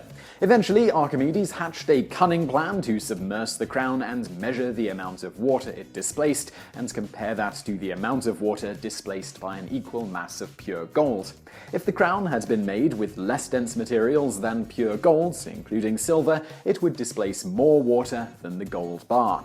Legend has it that Archimedes happened upon this idea when he jumped into a bath full of water and sent waves of bath water cascading to the floor, resulting in him running naked through the streets, screaming "Eureka!", which is Greek for "I found it!". Sadly, but perhaps not surprisingly, both Archimedes' Eureka moment and the whole idea of him submerging the crown in water are believed to be the work of fiction, attributed to noted Roman scholar Vitruvius a full 2 centuries after Archimedes died. Further, it's believed that simply submerging the crown in water wouldn't have given precise enough measurements for Archimedes to make a judgment on whether or not the crown contained a little silver, at least not with the tools he had available. But it does make for a great anecdote to tell high school students, I suppose. Another common one told by many a math teacher or professor is that the reason there is no Nobel Prize for mathematics is because a famed mathematician stole Alfred Nobel's girl. Unfortunately for those same high school instructors, this is not true at all either. We've got more on that in an upcoming video.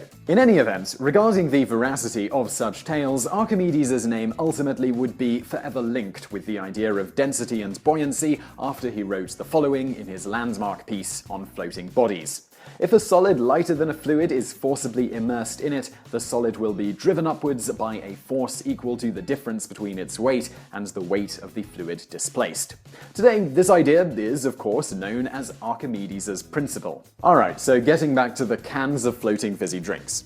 We know from all this that given a can of Diet Coke floats and a regular can of Coke sinks, despite the pair containing the same amount of liquid and in the same model of can, the regular Coke's combined ingredients must be more dense. And in fact, a 12-ounce can of Coke has more mass because of the 39 grams of sugar it contains compared to the 125 milligrams of sweetener in a can of Diet Coke. The minute difference in density between both cans just so happens to result in the total mass of either can falling on either side of the average density of pure water, just slightly less than 1 gram per cc, varying slightly based on temperature, reaching its maximum density at about 4 degrees Celsius or 39.2 degrees Fahrenheit.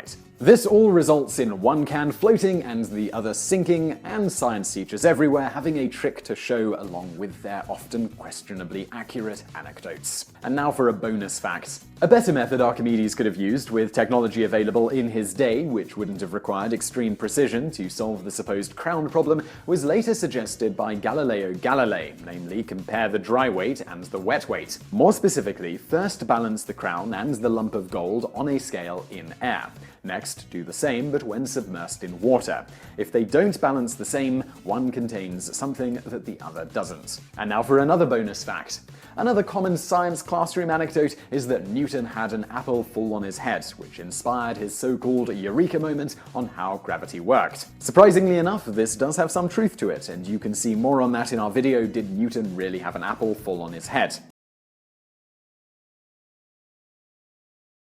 The idea that the secret formula for Coca-Cola is only known by 2 people who are never allowed to be near one another in case of some disaster resulting in the recipe being lost forever is one of those pop culture staples that people can't help but perpetuate. Given this, it's perhaps not surprising that the spread of this idea has also been helped by various advertising campaigns done by Coca-Cola claiming just this. In fact, this idea actually started as a result of a Coca-Cola advertisement, but we'll get to that in just a little bit.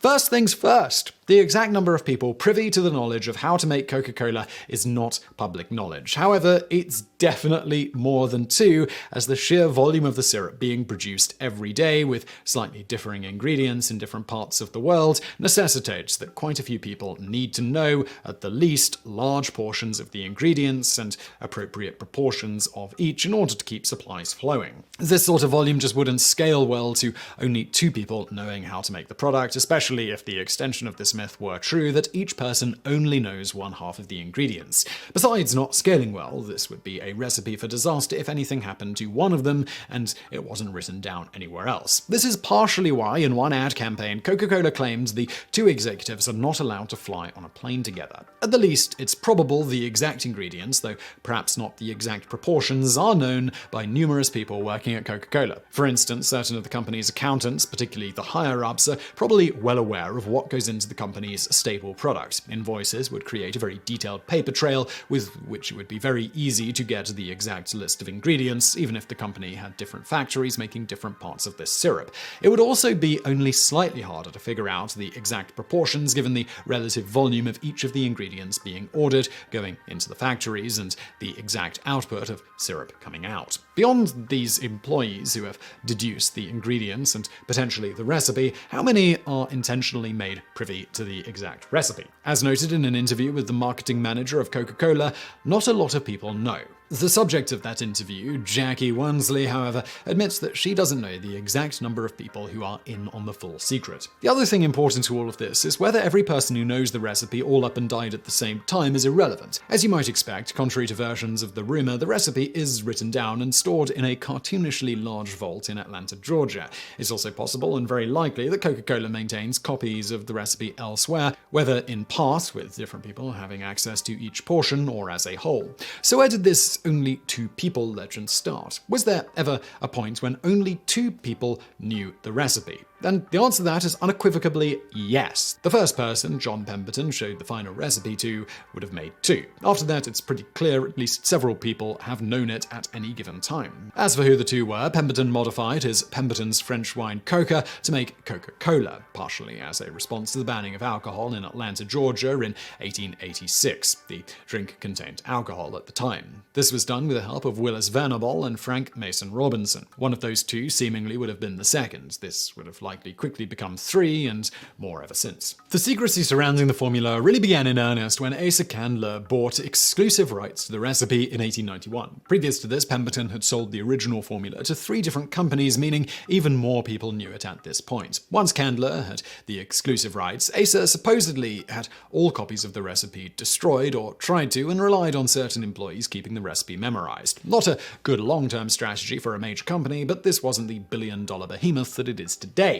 It wasn't until the company changed hands in 1990 that the formula was once again given a physical form. That said, Coca-Cola has claimed before that the recipe was never written down until 1919, but this strains credibility. It is unlikely Coca-Cola creator John Pemberton didn't write down the many recipes he came up with in his quest to find a cure for morphine addiction, one of which resulted in Coca-Cola. When he taught it to others, such as members of the few companies he sold the formula to, or those he tasked with making it, such as Frank Mason Robinson, it also would have been easier to simply write it down than to continually repeat it to them until they had it memorized. Coca-Cola has good reason to claim it was never written down, in that there are a few copies of the recipe for some version of Coca-Cola in existence, or at least claimed to be that. For instance, in 1996, the great-grandson of John Pemberton's employee, Frank Robinson, who incidentally named Coca-Cola and created the cursive logo, had what he claimed to be the recipe written in his grandfather's own hand. That handwritten document was the subject of a divorce settlement, as Robinson's wife claimed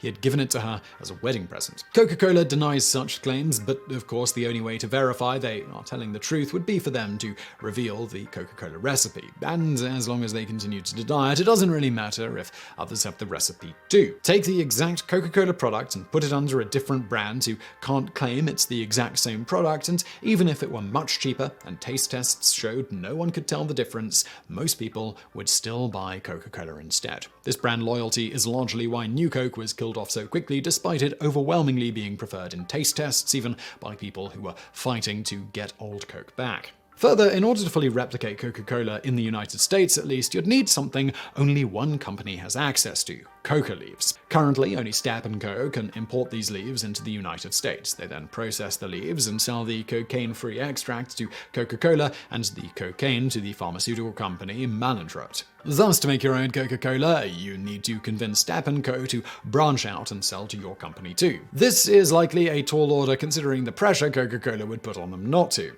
Back to the origin of the rumor, though. When Ernst Woodruff and a group of soon-to-be ridiculously rich investors bought the company outright in 1919, they did so using money secured by a loan. As part of the collateral for the loan, Woodruff had Candler's son write down the formula for Coca-Cola. It was then placed in a secure vault at Guaranty Bank in New York. According to Coca-Cola, the formula remained under lock and key until Woodruff once again took ownership of it when the loan was repaid in 1925. Rather than destroy the formula, as Asa Candler had done, reducing the risk of it falling into someone else's hands, Woodruff opted to keep it and had it put into secure storage, this time in an Atlanta bank vault at Trust Company Bank, where it sat for 86 years. From that description alone, it's clearly impossible that only 2 people knew the recipe even at that point. At the least, you have certain members of Pemberton's friends, family, and business partners who were still alive: Candler, Candler's son, Woodruff, and his investors, and those providing the loan, who would surely have asked to see the recipe and possibly taste the product they witnessed be made from it to verify what was being put in the vault was genuine. So why did Woodruff keep the formula written down? If the few versions of the recipe that exist in the public eye are valid, it's not like it's that complicated a formula. It would not be difficult to memorize. While the answer has less to do with people being able to read the formula and more to do with what it represented, something special, which is the same reason, even to this day, Coca-Cola plays up the existence of the highly secured recipe in written form and at various times has been happy to stoke the flames of the only 2 people know myth. By playing up to the secrecy surrounding the formula, Woodruff was able to convince the public that Coke was something awesome and special. This was not an uncommon marketing trick then or now. In fact, as part of a marketing stunt back then, it was publicly announced that only 2 Coca-Cola officials would ever have the full knowledge of how to produce the syrup at any one time when Woodruff got his hands back on the formula. However, while the media was being spoon-fed this story and churning it out to the public, at least 4 people in the company are known to have been able to produce the syrup in full, and it is thought that they probably weren't the only ones. Of course, today all the people privy to such information are likely under strict instructions to never reveal they know it, lest they want to stare down a life-destroying lawsuit from one of the most powerful commercial entities on Earth, not to mention perhaps losing their jobs if they still work there. This still leaves the potential for someone to go Ocean's 11 on the written version of the formula. However, we weren't kidding when we said the formula is contained in a cartoonishly secure vault. Even if you get into the giant vault, there are still several layers of security you'll have to go through to get the recipe. You see, in a much more recent marketing stunt, for Coca-Cola's 125-year anniversary in 2011, they moved the written formula from one Atlanta vault to an even more secure, custom-built vault amidst a media circus. The fact that the vault is part of the world of Coca-Cola and they turned it into an interactive exhibit for the public would once again suggest that they're more concerned with the publicity and enigma surrounding the formula than the actual information it contains. And even if it was stolen, assuming said paper with the recipe really is in the vault, Coca-Cola could just deny it and claim the recipe was still safely tucked away, and it wouldn't really matter that the true recipe was seemingly once again out there for public consumption. And now for a bonus fact. While there were initially different versions of Coca-Cola being sold by the different manufacturers that Pemberton sold the recipe to, all the versions contained cocaine, with some estimates of up to 9 milligrams of cocaine per serving. However, Asa Candler claimed that his formulation included only around 1/10 of the original formula's amount of cocaine, and by 1903 he removed cocaine from Coca-Cola by using spent coca leaves left over from the cocaine extraction process. This still resulted in Coca-Cola having trace amounts of cocaine, though. They've since gotten around this with better extraction processes used by Stepp & Company in Maywood, New Jersey, as mentioned. And now for another bonus fact. Speaking of drugging your customers for fun and profit, 7-Up used to include a psychiatric medication as one of its ingredients. The lemon-lime flavored soda 7-Up was created by Charles Grigg of the Howdy Corporation in 1929 and first launched about 2 weeks before the stock market crash that spurred the Great Depression. Great timing. It was originally named Bib-Label Lithiated Lemon Lime Soda and included lithium citrate in its formula, a mood-stabilizing drug that was popular in the late 19th and early 20th centuries and is still used sometimes today for people with bipolar disorder, among others. Obviously, Bib-Label Lithiated Lemon Lime Soda wasn't an ideal name on the consumer side of things, so the beverage's name was quickly shortened to 7-Up Lithiated Lemon Soda, which was then just chopped down to 7-Up in 1936. It's not clear where the name 7-Up originally came from, as Grigg never publicly said, except except once joking that he invented it to cure the 7 types of hangovers that humans experience. In 1942, a slightly less tongue-in-cheek origin of the name was given by a former president of the company in a speech where he stated Grigg was reading a newspaper and saw an article about the history of cow brands, with one of the brands discussed being a 7 with a U slightly to the right and above the 7. He liked the look of it, so finagled an appropriate name out of a 7 and a U. Whatever the case, as for the lithium citrate, surprisingly, it stuck around in the drink all the way until 1950, when new research showed it had potentially dangerous side effects. Hello, I'm Dave and Hiskey, and today we've got something a little different for you. We received a question from a Today I Found Out subscriber on whether or not tapping a shaken soda can actually result in less foam spewing out, as is the widely held belief. This seemed interesting enough to us, but when we looked far and wide for a definitive answer, we uncharacteristically came up empty. So we decided to run an experiment ourselves to find out the answer. Alright, now to be clear, when looking at answering the question of whether tapping a shaken can of soda actually does anything, certainly there are many otherwise reputable sources throwing out an opinion on both sides of the argument. But outside of Snopes, nobody seems to have bothered to experimentally have tested whether tapping the can does anything.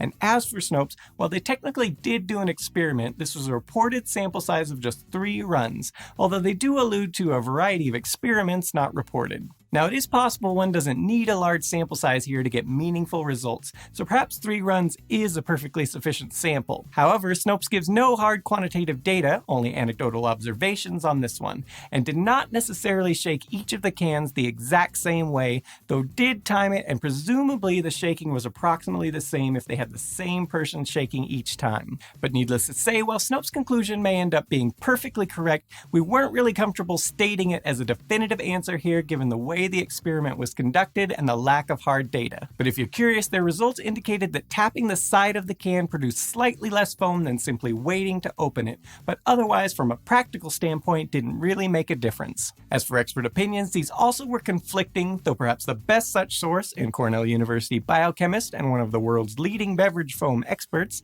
and yes, that is a thing, Carl J. Siebert rang in on the side that at best tapping the can does nothing in his opinion, and even potentially makes the problem worse. As Dr. Siebert states, by tapping the can, you risk creating more bubbles. Despite this, many otherwise reputable sources claim that tapping the can does actually help. Why?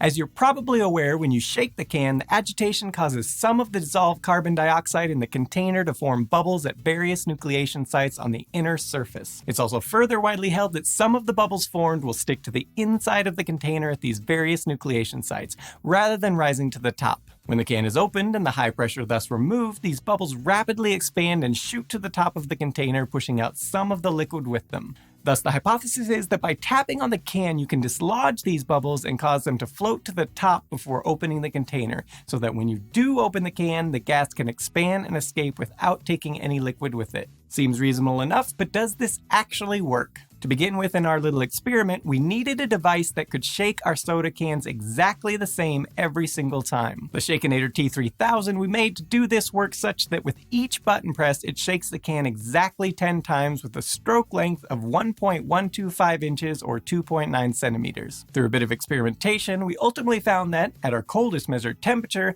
about 150 shakes at about 8.8 complete shakes per second was around the point where we started getting very good, measurable results with Coke cans, so went with that for the number of shakes. Because temperature is a big factor in how much foam is produced, the device also reports the temperature after each run, along with the number of shakes and the time it took for the run to complete. Now to the experiment. There are a variety of ways we could have done this, but as we're far more interested in the amount of foam coming out rather than the amount of carbon dioxide, we're choosing to measure the liquid that comes out of the can, glass bottle, and plastic bottle when the respective containers are shaken and then tapped on the side, shaken and then tapped on the top, shaken but not tapped, simply waiting for the same time interval as if we tapped it, and then shaken and quickly opened upon removal from the machine. This latter one is particularly of interest as one alternate hypothesis often put forth on why tapping the can does increase your odds of avoiding a fizzy bath has nothing to do with the tapping itself, but is because people tapping the container wait a short interval before opening it, giving some of the carbon dioxide time to redissolve into the liquid and any formed bubbles to rise to the top where they won't push any liquid out.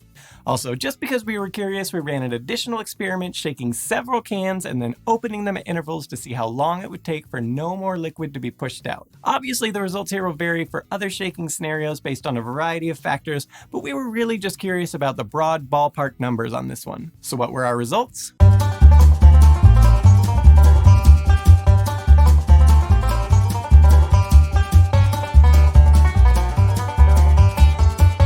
Well, it turns out that the actual tapping of the can does absolutely nothing. However, we were very surprised to note that the seemingly insignificant time interval here of 20 seconds from shaking to open actually did make a huge difference in the amount of foam produced. And in fact, on the runs when we opened the can as fast as possible after being shaken, even just a change of a few seconds appears to have made a big difference in foam output, as you'll see from the results, which show that that portion, which was the only one not precisely timed, is the only place we really saw a large variance in resulting foam, even though every open in that case was within a few seconds of each other. As for the rest of the subtle variance in the other runs, it was interesting to observe how even the tiniest change in the opening speed of the containers, which results in the pressure being released at different rates, made a very measurable difference in the foam produced, to the point where I was eventually able to roughly predict the foam output based on how I judged the opening speed. Despite the fact that in all cases with the can and glass bottles, it only took a fraction of a second to open them completely. Specifically, using video footage of a dozen openings on each, we measured an average of 0.07 seconds to fully open the glass bottles,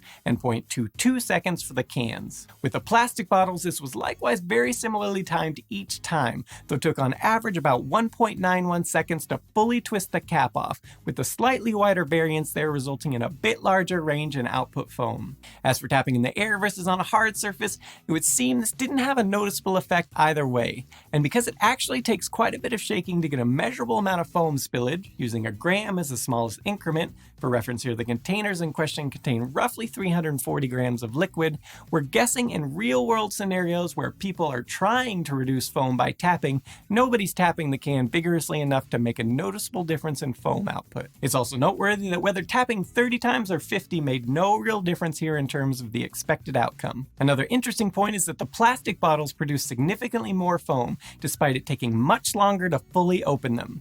As previously mentioned, based on our observations with all container types, even a fraction of a second change in opening speed made a noticeable difference in foam output. And given it took roughly 13 times longer to open the plastic container fully compared to the average of the glass and the cans, one might have initially expected that the plastic containers would produce much less foam as a result, not more. Given how much carbon dioxide is added significantly affects the taste of the beverages, we're presuming Coca-Cola does not vary initial carbonation level added based on container type. If that's correct, we're guessing that the plastic containers must contain much greater number of nucleation sites than glass or aluminum, ultimately producing many more bubbles for the same shakes. This brings us to how long we had to wait until no foam was produced. We initially expected we'd have to go out to intervals of maybe even as much as an hour to see the foam completely disappear, but we were woefully incorrect on this point. In fact, our first experimental run of just 60 seconds of waiting ended up producing no foam whatsoever, despite the 150 vigorous shakes